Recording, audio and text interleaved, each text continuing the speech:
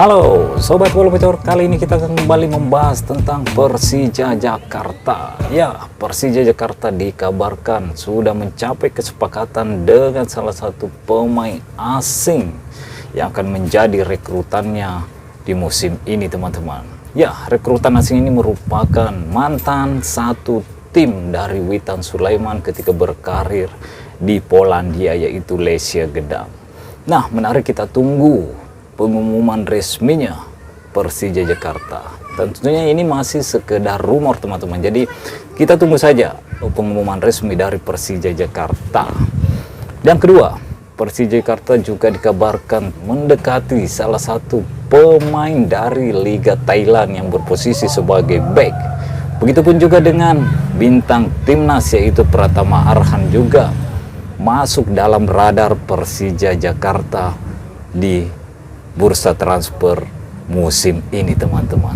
Wah, menarik banget nih kita menunggu pergerakan transfer dari Persija Jakarta, karena kalau kita melihat Persija Jakarta di dua pertandingan ini tidak banyak menggunakan pemain asingnya, dan memang pemain asing yang dimiliki Persija di dua pekan ini yaitu baru 3 pemain asing. Seharusnya kalau Persija ingin melengkapi kuota pemain asingnya bisa menambah 3 pemain lagi, karena kuota asing untuk BR Liga 1 musim ini itu 5+1, teman-teman. Jadi Persija masih punya kuota 3 pemain asing jika ingin melengkapi slot pemain asingnya.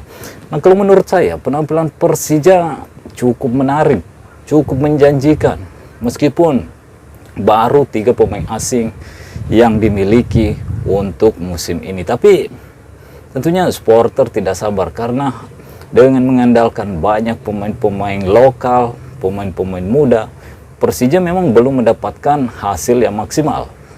Di 2 laga terakhir, Persija hanya mampu mengamankan 1 poin di setiap pertandingan, teman-teman. Sering melawan PSM Makassar, begitupun dengan ketika melawan Persikabo.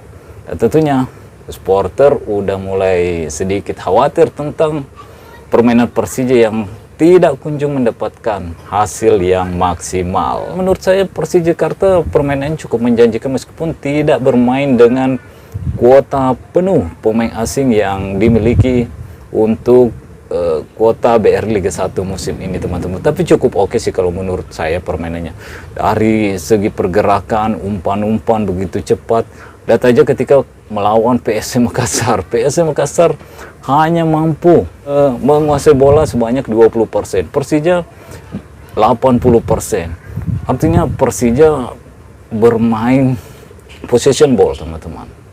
Hanya kurang beruntung tidak mendapatkan gol kemenangan. Begitupun ketika menghadapi Persikabo, Persija juga begitu, tapi kurang efektif di lini depan.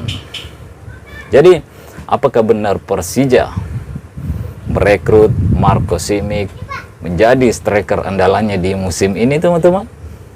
Ya, kita tunggu aja. Ini baru 2 pertandingan. Tentunya kita akan menunggu pertandingan-pertandingan berikutnya.